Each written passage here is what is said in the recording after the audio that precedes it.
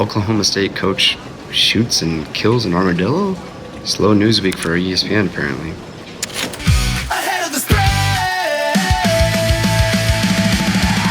ESPN might be slow, but the closing line value is picking up steam. I'm Takoma Blend, and me and the guys are getting after it, slicing through all the football roster, injury, and noteworthy news to unearth some gems. Last week we posted some Super Bowl picks, but I wasn't the only one weighing in, as Kyle, Justin, and Mikey all offered up their perspectives as well. We march on from the big one to another season-long bet category for the NFL, team win totals. And this week, not everyone is exactly aligned.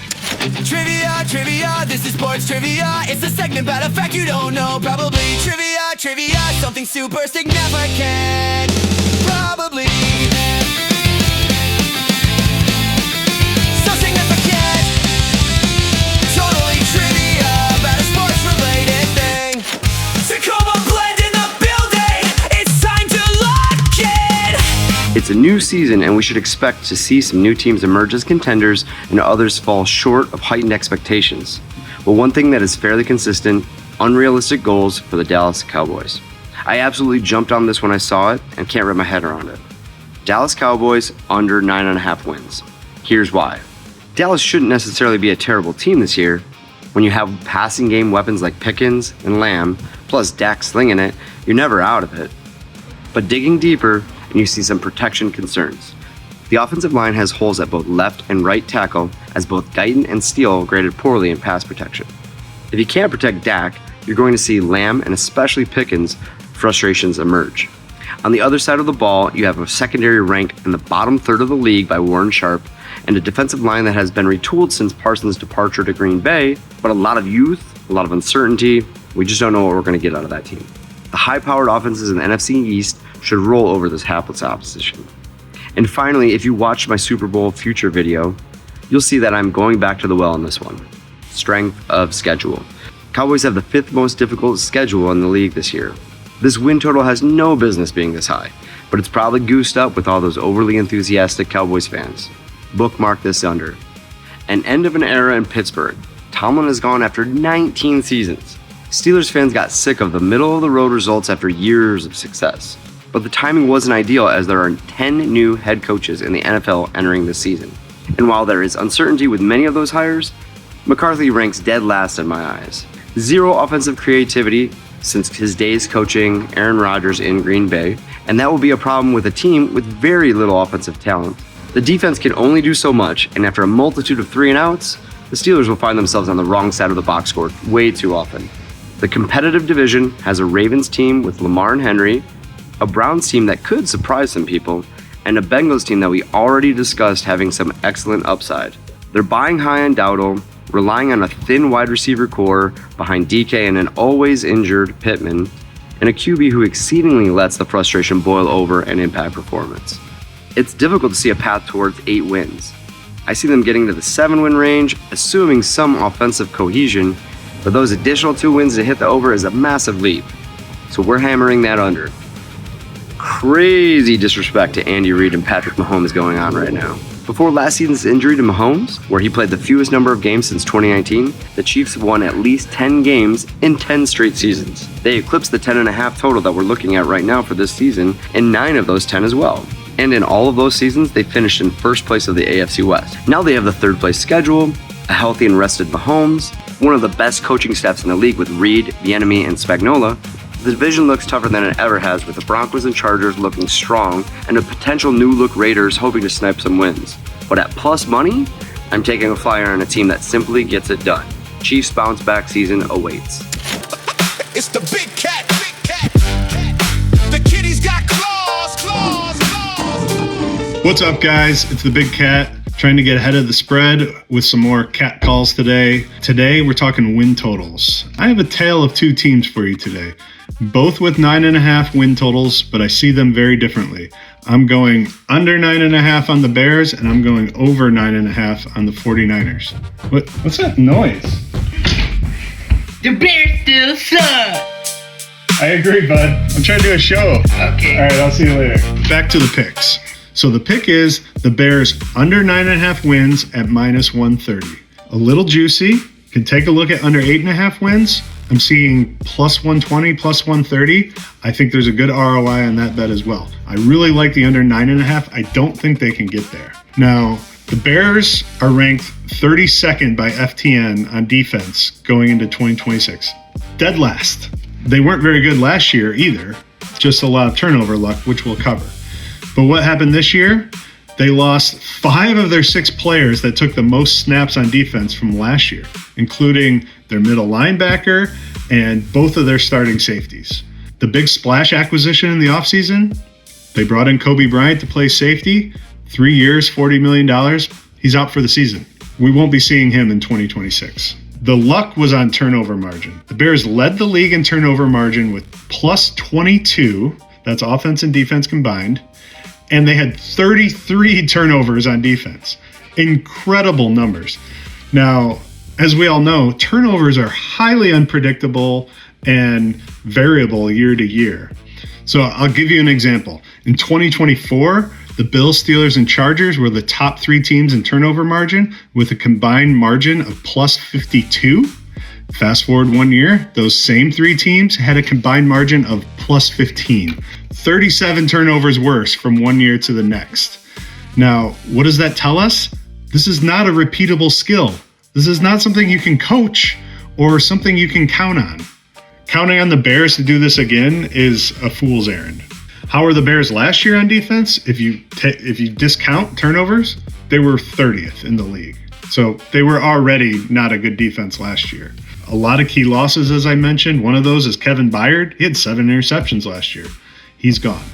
So any belief that the Bears are going to be an elite football team this year is like a belief that they're either going to get a million turnovers again, or that somehow this unit comes together with very little talent.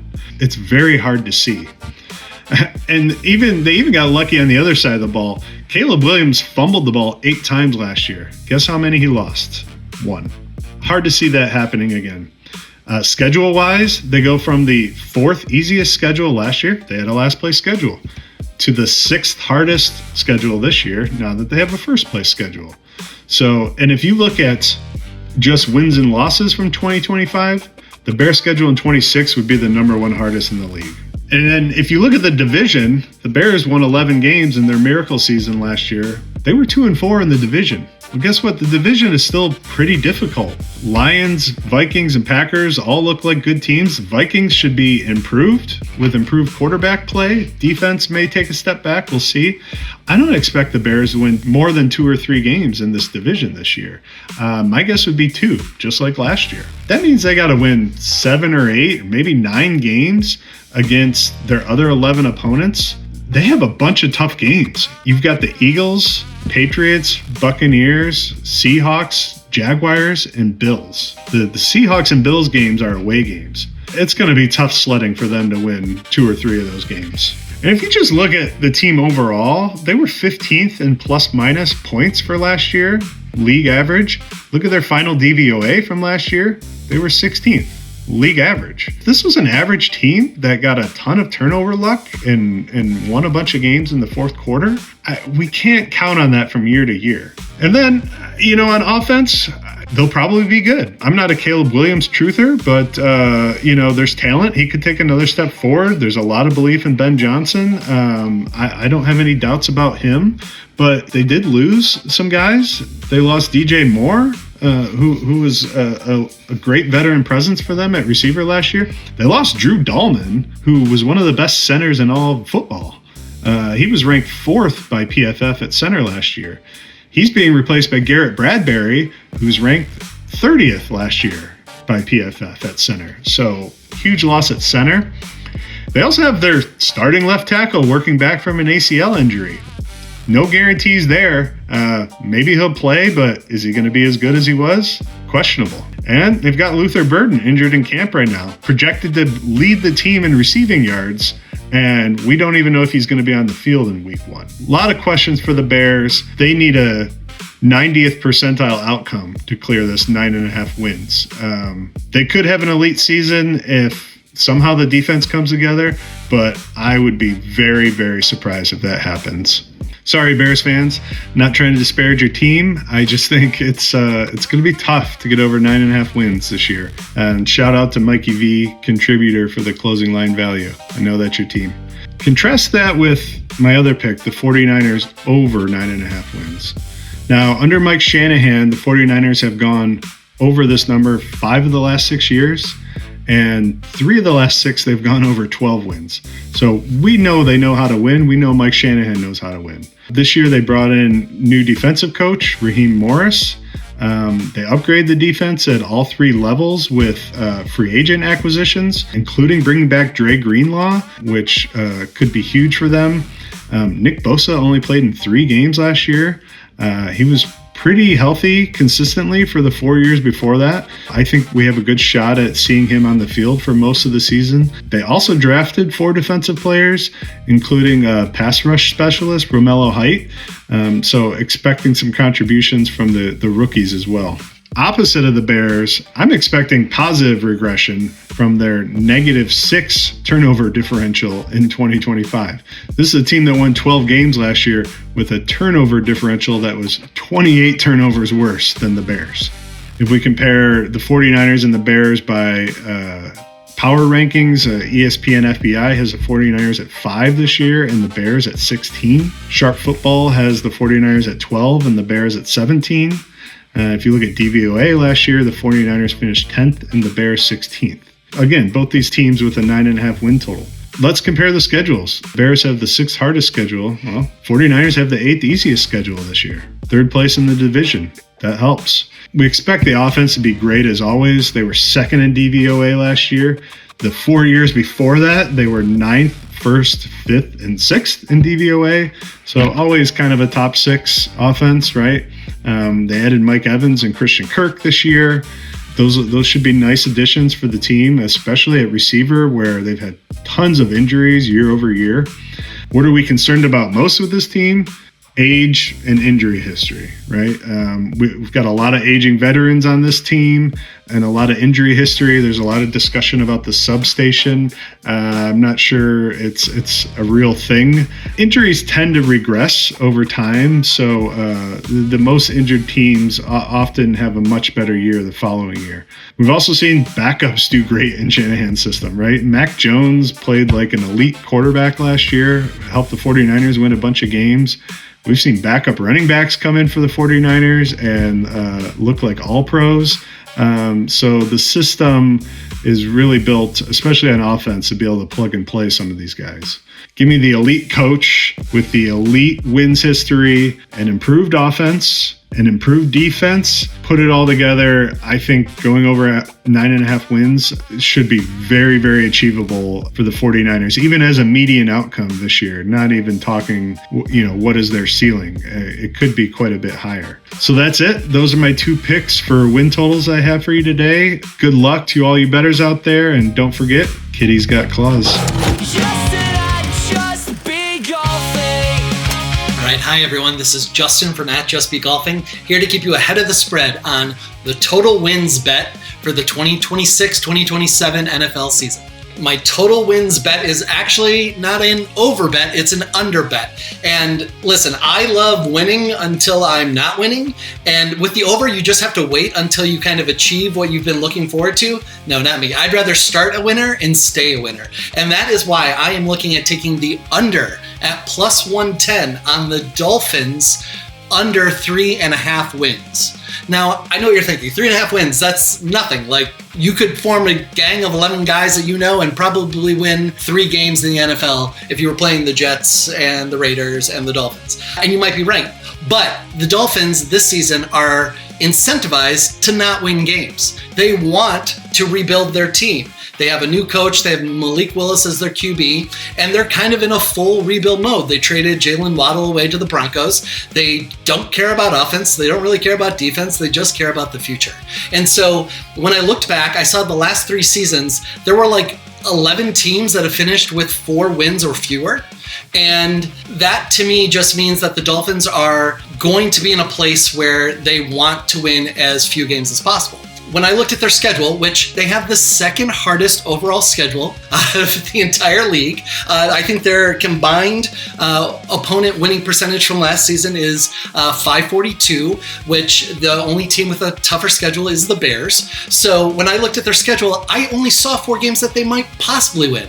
They played the Jets twice, and they would need to sweep them in order to do that, which, you know, the Jets will win one of those games probably. They open against the Raiders, at the Raiders, which I think is going to be a tough game for them to win, with Kirk Cousins throwing the ball for the Raiders. And then they have one game against the Colts that I think that they could win. Otherwise, I don't really see the wins on their schedule. And again, they're not incentivized to do it. Plus, finally, looking for a plus 110 on a total wins. Everything else that I saw was kind of, you know, negative money. And I would rather take this plus 110 and cheer against the Dolphins than try to cheer for anybody else to clear their cap. I was tempted by the Broncos at 9.5, but even that was negative 110.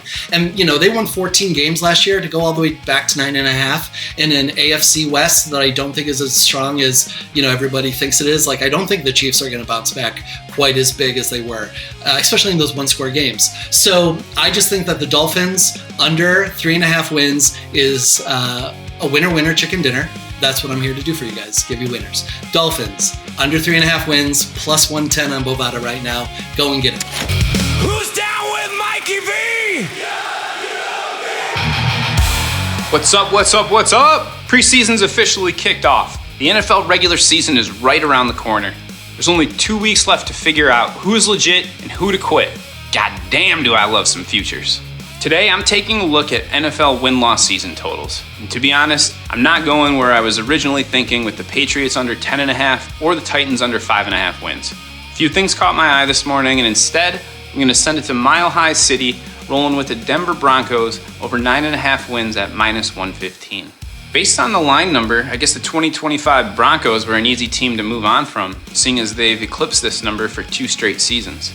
Maybe it was their playoff performance and Bo Nix's broken ankle. Maybe it's that they're not that flashy and kind of boring. I'll tell you what, for number factors, I don't care about any of that, and I'll get into them now. Number 1, and most important, it's the big boys up front, because everyone knows the game is won and lost in the trenches. Denver's old line dominated last year, and all 5 starters are going to return this season. That continuity and everyone being healthy to start the season is a head start a lot of teams wish they've had. They're going to be opening up holes for J.K. Dobbins for 75% of the season. I say 75 because we all know he won't stay healthy. But I can't wait until Takoma drafts him in our league. RJ Harvey has a lot of upside when that finally happens. Bo Nix is fully recovered from his ankle surgeries. He's been with the team leading up to this preseason. While he's nothing special, kind of a middle-of-the-road quarterback from a stats and hype standpoint, Nix has thrown for over 3,500 yards and 25 touchdowns in both of his seasons so far. He's also ran the ball for 350 yards and 4 touchdowns as well. While his QBR is hovered at 58 area, his EPA is actually 4th in the league. He's pretty efficient. He gets the job done, plain and simple. And I think we'll see him joining the 4,040 club soon, especially if ownership stays on its current course. More to come there soon. Cortland Sutton continues to be a top 15 to 30 wideout. They brought in Jalen Waddle, one of the NFL's speediest receivers, and he should help stretch the field and open things up. I can see him fitting in as the Joker or Satellite in Sean Payton's scheme. Now, one of the stranger and dumber reasons that I'm backing this line is because I love the trajectory of this organization. Despite having a record under 500 dating back to the 2016-17 season, in August 2022, the Walton Penner family ownership group purchased the Broncos. In 2023 season, they brought in Sean Payton, and they ended up sucking less. They improved from 5-12 to 8-9. Then in 2024, Bo Nix was drafted, and that combo stepped it up to 10-7, followed by last year with a 14-3 record, cinching the number 1 seed in the AFC. Now let's get real dumb and into the weeds. According to the NFL Players Association, the Broncos got top 10 rankings when it comes to taking care of their athletes, food and dining, nutritionists and dietitians, full-time trainers and physical therapists, team travel, and team ownership. The owners are ranked top 5 in significantly contributing to team culture, extremely committed to building a competitive team, and willingness to invest in facilities. Now, having had been graded at an F regarding the locker room, the Walton Penner Group fully funded a $175,205,000 square foot team headquarters that the players have not stopped drooling about to reporters. Ownership, coaching, and the players are all on the same page. The Broncos are well fed, but they're still hungry, and they're ready to build on last season's success. In the words of the great Russell Wilson, Broncos country, let's ride! This is MikeyV signing out. And that will do it for this week's Ahead of the Spread. We would love to hear from our viewers what they have early money on. Comment below and let's jump into it. Don't forget to like and subscribe and share our channel. Cheers. Ahead of the spread.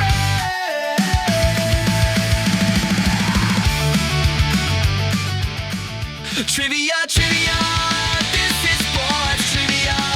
Thought we forgot about the trivia, probably. Trivia, trivia, did you get it right? Probably. Probably. Trivia, did you get it right? Probably.